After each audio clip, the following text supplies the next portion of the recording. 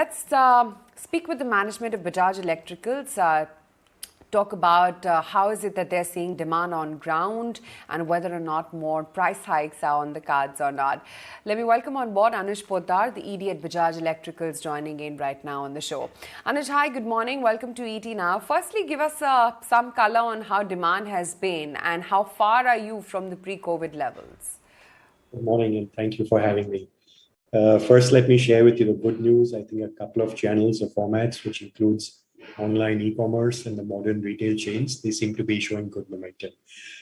Particularly, I'm pleased with modern format retail because I think there was a little concern earlier there, but that seems to be well on track.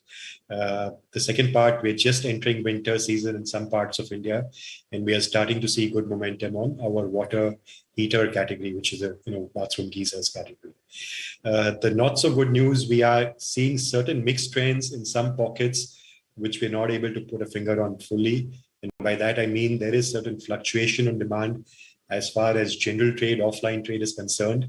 There isn't a consistency there, particularly on tertiary sales, but we continue to monitor that. I am hopeful that should pick up.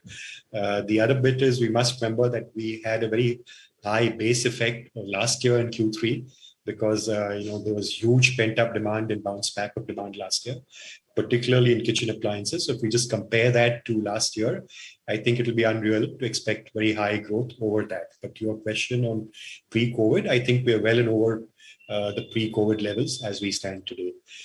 Just one other aspect, to your question on price, we are seeing some resistance to price increase from the market. The commodity pressure continues. We've taken numerous price hikes through this year, but as of now, we have a slightly more calibrated approach to taking a price hike further, which we think we will do by December. But we need to see a little more traction in the market and acceptance of that before we actually press the button on that.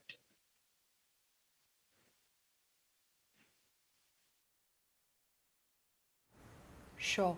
But how controlled are raw material prices for you right now? Because any price hike is going to depend on the raw material cost inflation.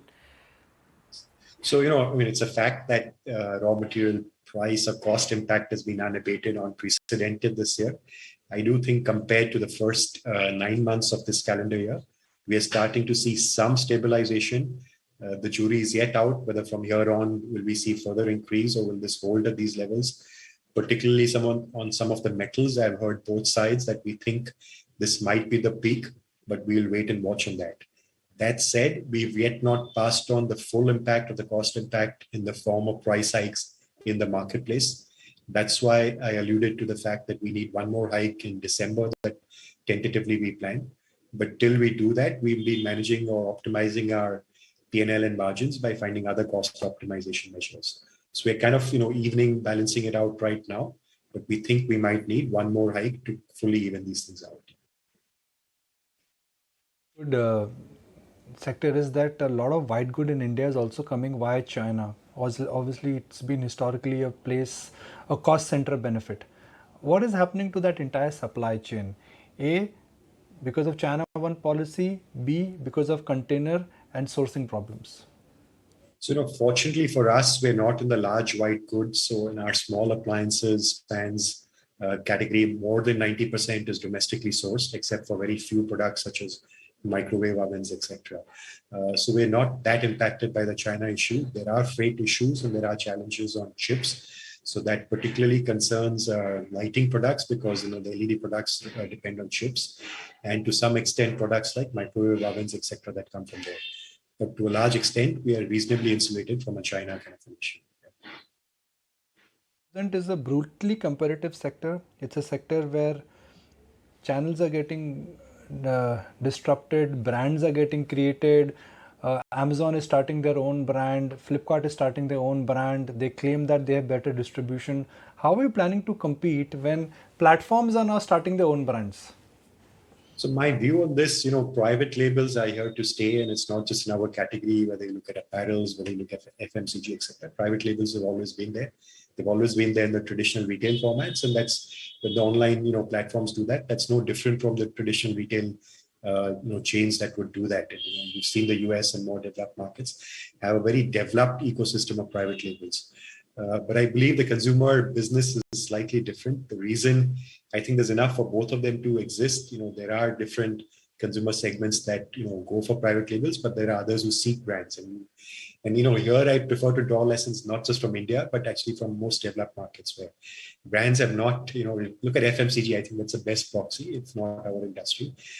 Consumer brands or branded, offerings have not, been challenged or not been overtaken by private labels. I think there's space for both to exist, given that there are different consumer segments.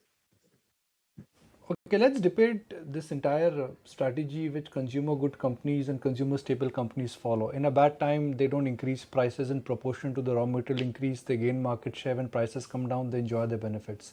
Have you done the same?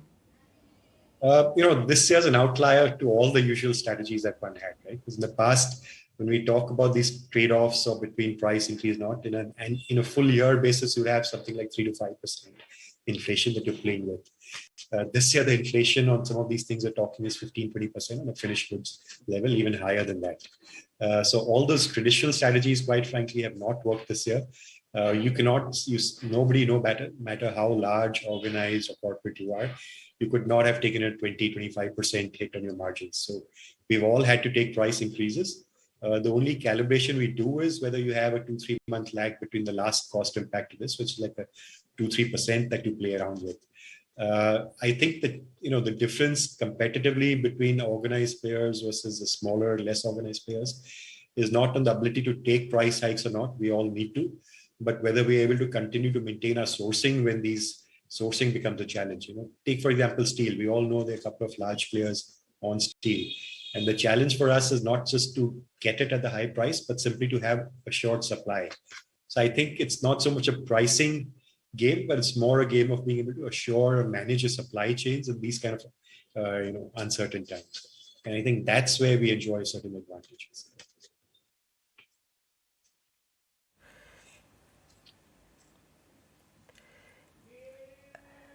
Hi, good morning. Taking forward from what Nikunj was talking about, the platform play, how competitive this space is. If one looks at Bajaj Electricals, your rural and urban growth is pretty much in tandem, almost 1:1. Given the competitive nature of what is happening, and you talked about margins, increasing prices, etc., will you be focusing more on urban or more on rural? Because this is also a time when a lot of the companies are fixing their strategies. Last year, a lot of the growth, for example, came from rural. Right. So, firstly, and I think you picked up from one of my earlier comments in media that when I say 1:1 between rural and urban, my point is this year, unlike last year, we're not seeing a very different or divergent trend on consumption or demand. So I think rural India and urban India this year is pretty much moving in tandem. Unlike last year when COVID was a more urban phenomena and rural was bailing out the economy. That said, I think each company has its own strategy. For us, Bajaj traditionally has had an advantage in the rural markets over competition, whereas urban we've been slightly under indexed. So for us in particular, like you asked, urban will be a higher area of relative focus for us, where we do think we need to catch up on our market shares and will have a certain thrust over the next 1-2 years to push that much harder, while we will continue to defend our rural shares and position and penetration and reach.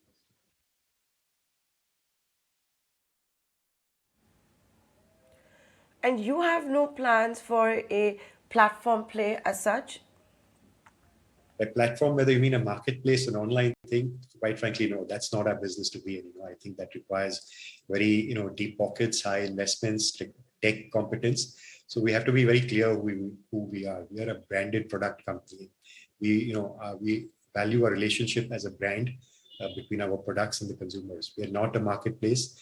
I don't think we can afford or dream to compete with the Amazons or Flipkarts or Geos of the world. So that would be completely a lack of focus for us. That said, we do have our own, offerings online. We have our online, site from where people can buy. But that's more as a matter of hygiene that you have to have that presence. We keep, making sure we improvise that. But do I think we're seriously going to compete with the big boys on that? I don't think that's a realistic ambition. I will go back to that initial comment of yours and then we'll wrap. When you said that trends are looking mixed, which category trends are looking mixed? Are they across the board? And when will you be in a clear position to share with us whether you are you are seeing a decisive trend, whether it is up or down, but you will be in a position to share with us decisively.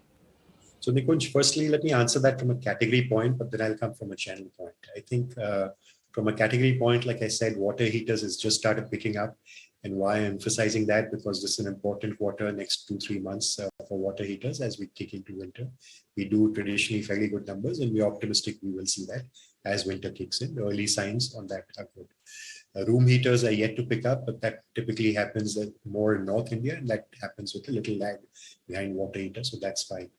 Where we're seeing a mixed trend is kitchen appliances, but I think that's largely because of a very high base effect of last year, where you had a huge pent-up demand. I think this year back to normalized demand situations there. Therefore, that's a point. My comment on the mixed trends was more led by on a week-on-week basis. So, pre-Diwali, both I would rather say early October, all the online platforms mounted large sales. We saw a good pickup, then it dipped, then it came back on. And that's been a little fluctuating week-on-week demand there. Modern retail earlier was showing signs of weakness, but actually it's come back very strongly, which is a positive there. The most mixed trend we're really seeing is a general trade or the offline physical stores. Week on week, we're not seeing a consistent pattern on the tertiary sales in terms of consumer demand. And that has been going up and down week on week, but we're yet optimistic that given that, prices have kind of stabilized, at least in the marketplace, I've not seen too many hikes in the recent past by us or our competitors. And I think therefore demand should hold out from here on.